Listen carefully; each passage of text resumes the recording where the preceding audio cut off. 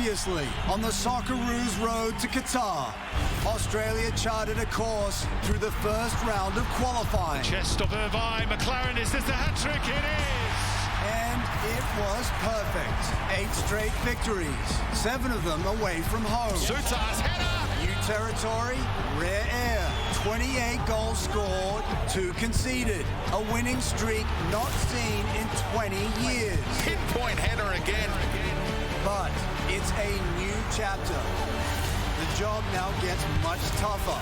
The final round of qualifying brings new challenges. Vietnam, Oman, China, Saudi Arabia, and our now familiar nemesis, Japan.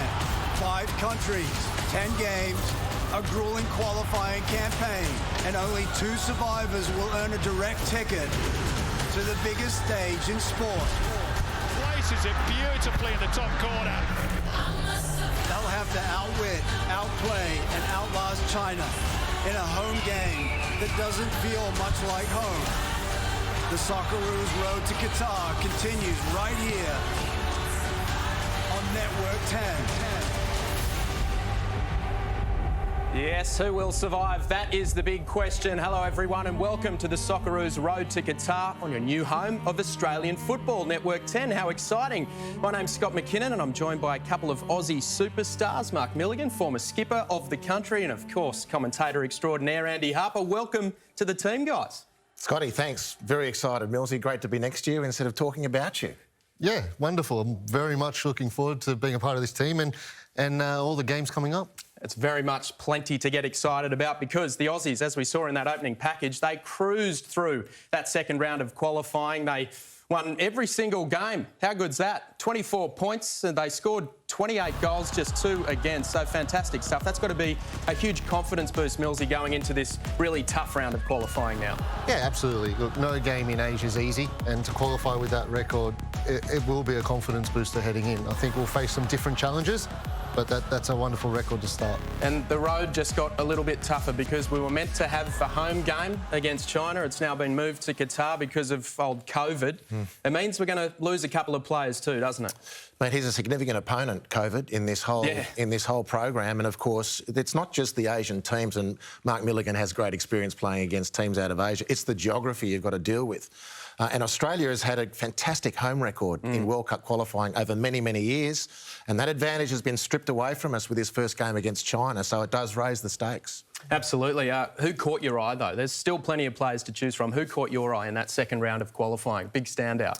Yeah, well, Arnie's brought through a lot of players, but I think for me, Martin Boyle. I think Boyle's been excellent since he's been recognised as an Australian and brought into the setup. And I think he's very direct. He goes at goal, he gets at players, and he brings in players around him. And I think he's been a wonderful find for the Socceroos. Harps, for you, who was the standout? Well, Matt Leckie till now, and it appears he was being prepared for the captaincy. Yeah. And, you know, there's a lot said in football about the role of the captain. It's sometimes downplayed, but I think when you look at our particularly recent history, go from Mile Jedinak, one of Australia's great captains in any sport, into Mark Milligan, who's 4 World Cup qualifying and World Cup campaigns and fantastic leadership at every level of the game.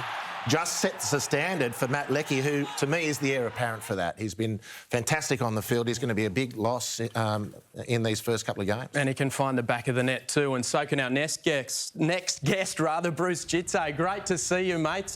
Welcome to the team. I've got to say, who wowed you in that second round of qualifying? Adam Taggart, for me, clinical striker, fantastic movement, and his ability to finish off chances. He's obviously playing in Japan now, and he'll be ready to go this round of qualifiers. But in the last round of qualifiers, he was a special player. Absolutely. Well, let's shift our attention to the coaching now, guys. Graham Arnold, been in the system for a couple of decades. What does he bring to the table? Enormous experience and personal growth. You know, he went straight out of his playing career into coaching, and soon after that the national team, where he's been based pretty much since, with a couple of very successful stints in the A-League. But he brings great stability, continuity over a lot of time, and great learning out of some really big coaches. You're thinking Hussitting particularly, but a number of others. He's been able to learn, build his own repertoire and gain that experience, and it puts him in a great position now. You spent plenty of time under him too, didn't you, Millsy? So what's he like out there? Because he comes across as a pretty fiery character. Yeah, look, he's very, very good with the players, and while he speaks a lot about culture and the team unity and things like that, I know for a fact we spent a long time working on that and setting that up within that group, and it's for a reason. It's for a reason. When you get to times like this, you have everyone stick together, and it's not going to be easy, and that's when that culture and that unity in that team will come in. How important is that, to have that unity, especially when you've got such a long road ahead for this World Cup qualification? Well, it's everything in team sport. You're a tennis player or a track athlete, it's all just up to you. But when you're in a team sport, and particularly football, where the margins can be so tight, you can play against a team that you're dominating, who have a great goalkeeper and save everything. And these are the permutations that have to be navigated, and it's made a lot more effective if the team is together, it's well led, hence my point about Jedinak into Milligan, now probably into Matt Leckie, or whoever has the job now, and set by the coach. Graham Arnold sets that standard, and they'll be calling in all those chips in this next round of qualifying. All right, well, let's hear from the man himself, Graham Arnold, who's been kind enough to join us all the way from Doha in Qatar, a real home away from home. Arnie, I know it's not the way you wanted to start playing away from home, but how have the preparations been in the build-up to this game against the Chinese on Friday morning? Yeah, look, obviously we've played 7 games out of 8 away from home in the second phase, and it is what it is at the moment, and we're very grateful to the Qatari government and Football Association for letting us being able to play China here as a home game. On the preparation side of things, it's international football, and it changes every day, and especially with things that are going on in the world at the moment. But most of the preparation's been done by the staff, and we're just waiting for the players to get in. Arnie, 8 wins from 8 leading into this final round of qualifying. What's been the key to that success? And moving forward, are we just looking at more of the same? Yeah, look, we've been working hard on a family culture within the environment, and when the boys come in, it's it's about brotherhood and enjoying each other's company, but also about a winning mentality that every time we step on that pitch, it doesn't matter who we play against, we go out with a winning mentality, expecting to win every game, and nothing will change. This is a very difficult qualification group. You'll take each opponent as they present, of course. But as you sit back and look at the entire group, which are your main rivals? And of course, there's one team that comes to mind. For me, right today, this minute, it's China. For me, they're all the opponent. We respect them all the same. But the most important thing is we get our game right.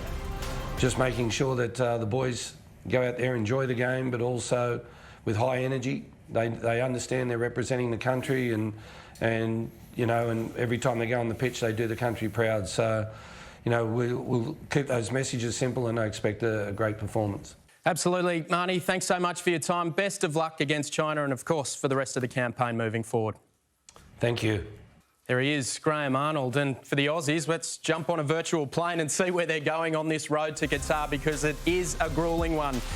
We are going right across the globe, Japan, China, you name it. Let's hope they're flying business class or at least premium economy so they can stretch the legs a little, but they're across to the Middle East, Saudi Arabia, Oman. The final destination is Doha in Qatar. That's where they want to be for the World Cup, and it's where it starts against China.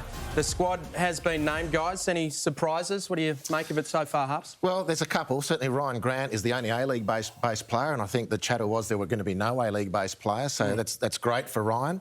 A couple of debutants to the squad, Ryan Strainix of Adelaide United and Callum Elder out of Hull City, so that's fantastic. But I'm looking forward to the return of Aaron Moy and Tommy Rogic, 2 players of immense quality, and Graham Arnold will be relying on that quality a lot in these matches. Yeah, absolutely. Yeah.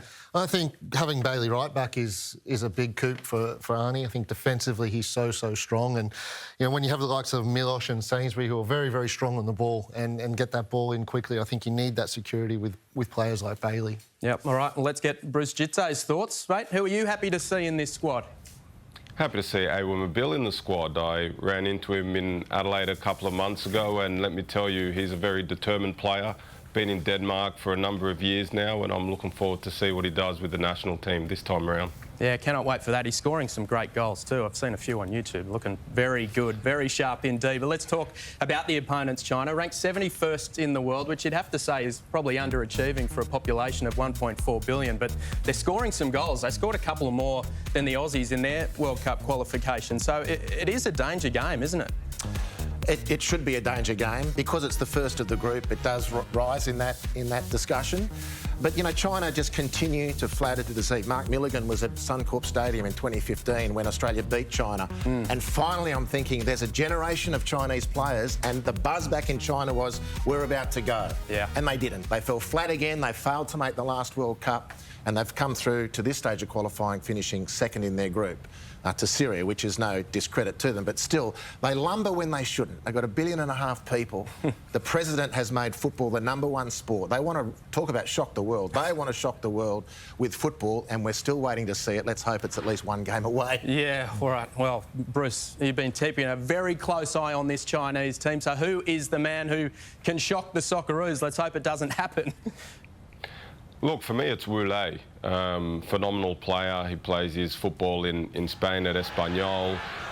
Definitely the greatest threat that China has. The Socceroos will definitely need to, you know, keep him in check if they're to win this game. But in terms of threats for our national team, REUPLOAD is certainly the greatest threat. He plays a bit more like a winger, but he's accustomed to scoring goals.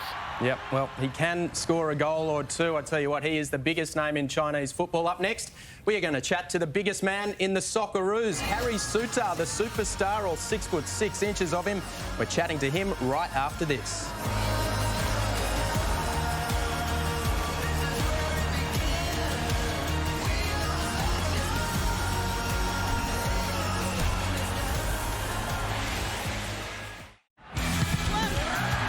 Scored on international debut. Harry Souttar, remember the name. In swinging corner, Souttar! Another international goal for Big Harry.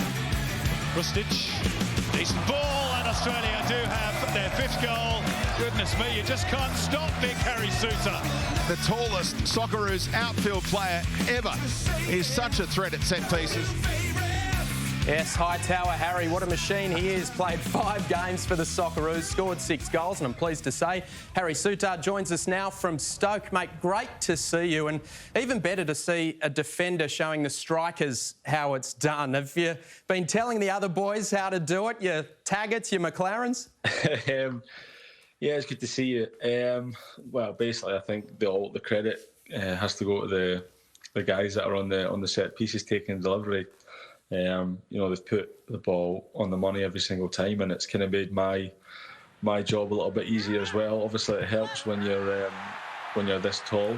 You know, I always say I should be scoring more goals. So, you know, hopefully I can continue my goal scoring form going into these qualifiers. Well, we're fascinated completely about the Harry Souttar story. Your mum's from Port Hedland in Western Australia. You were born in Scotland. Your dad played football in Scotland. Your brother John played for Scotland. You played for Scottish youth teams. I mean, how did you come to choose Australia? We're stoked that you did. But more to the point, did you grow up singing Midnight Oil or the Proclaimers? Yeah, I've been to see the Proclaimers a couple of times, actually. No, listen, it was obviously my mum, you know, her upbringing and stuff, I was well aware of it all, and it was kind of just a conversation with Adam Federici when he was at Stoke. You know, we were just having a conversation one day, and you know, the conversation got round to family and stuff, and obviously where my mum was from and that, and basically I said I'd love to play for Australia. So I think he kind of got the ball rolling a little bit, and then, you know, before I knew it, I was picked for the under-23s in Cambodia for the Olympic qualifying, and that's when obviously I met the boss for the first time, and Rennie and Clarkey and all the backroom staff and stuff, and then it was kind of just a case of going to that camp and then going to the South Korea one, and you know, here we are now, I think 2 years down the line, and it's, you know, probably been the best decision I've made in football terms of my career.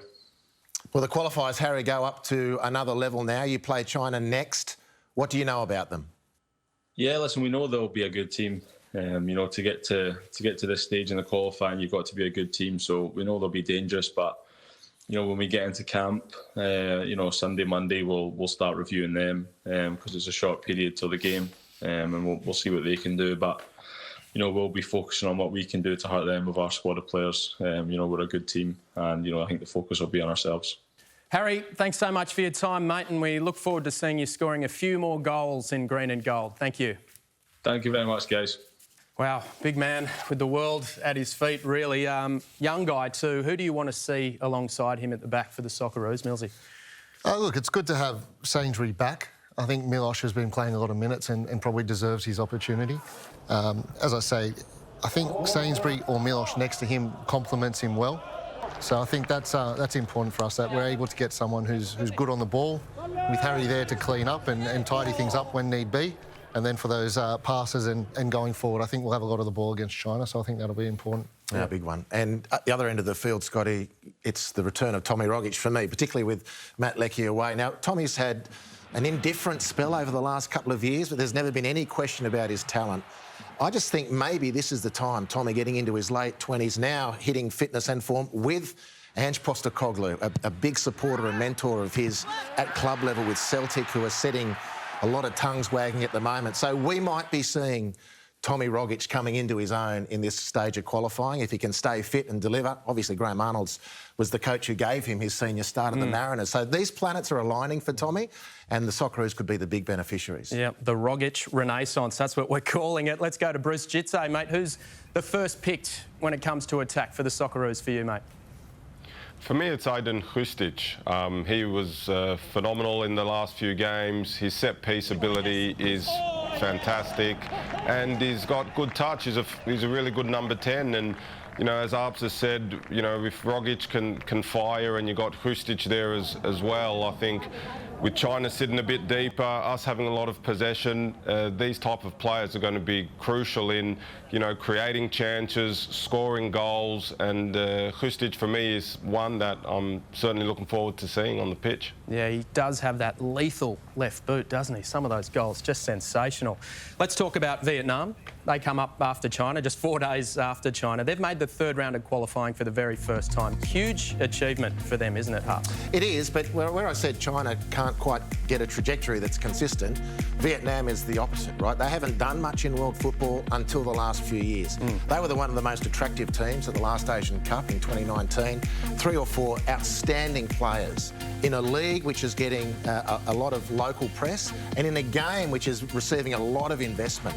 So the Socceroos are hitting Vietnam not at a great time. And away for the first game, that stadium is going to be packed. The atmosphere is going to be really skin-pressing against a team that will be very, very difficult to contain. So it puts a lot of focus on game 1 against China to get some points and take some of the heat off the Vietnam game. Yeah, it's going to be a huge one, isn't it? All right, it is time to take a break. But up next, we're going to focus on the rivalry with Japan. And if you don't have your Paramount Plus subscription just yet, you should get it. Check it out. Ladies and gentlemen, can I please have your attention? This is not just another streaming service. This is unique stories, iconic stars, and a mountain of entertainment. This is Hollywood kisses, passionate kisses, and deadly kisses. This is A-Games, A-League, A-Listers, and A-Ron. It's pronounced Aaron. This is Mission Freaking Impossible.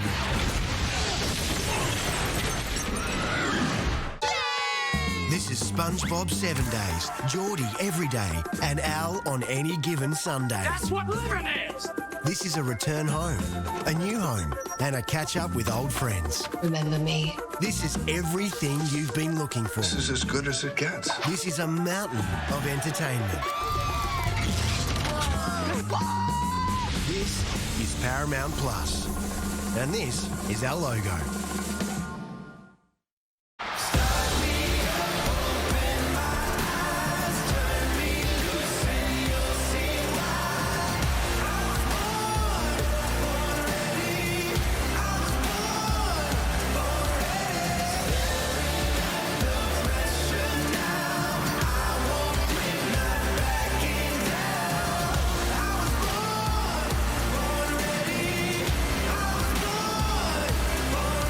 Yes, what an epic rivalry it has become, and for a 4th World Cup qualifying campaign in a row, can you believe it? It's going to be Australia up against Japan. Mate, look at this. They're great games coming up. China, Vietnam, Oman, Japan. Circle that one. That is going to be huge. That's away from home. Of course, hoping for some home games as well. But, geez, Japan is the big one, isn't it? Why, Millsy, are they such a tough team to get on top of?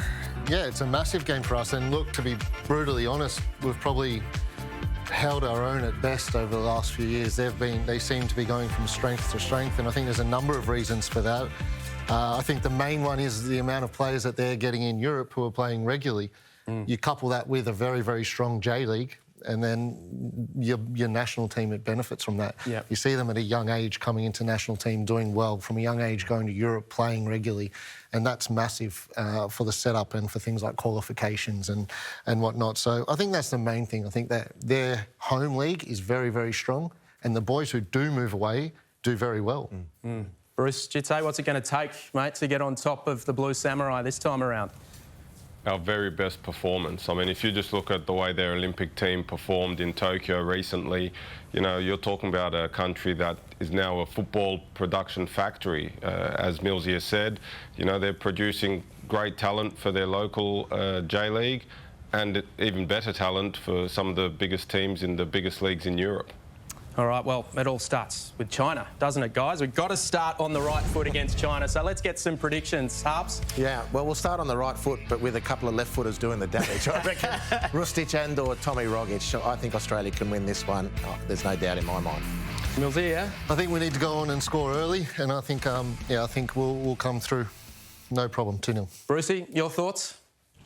I'm picking a 3-0 win for us, and I think, as Harps has said, Hustic and Rogic will be critical to that. Absolutely, and let's hope the big man, Harry Sutar, gets a crack as well. Off that noggin of his, he adds to the score sheet. Guys, that is all we have time for. Thank you so much for your company. Thank you for watching at home, and we'll see you bright and early Friday morning for the Socceroos taking on China. Bye for now.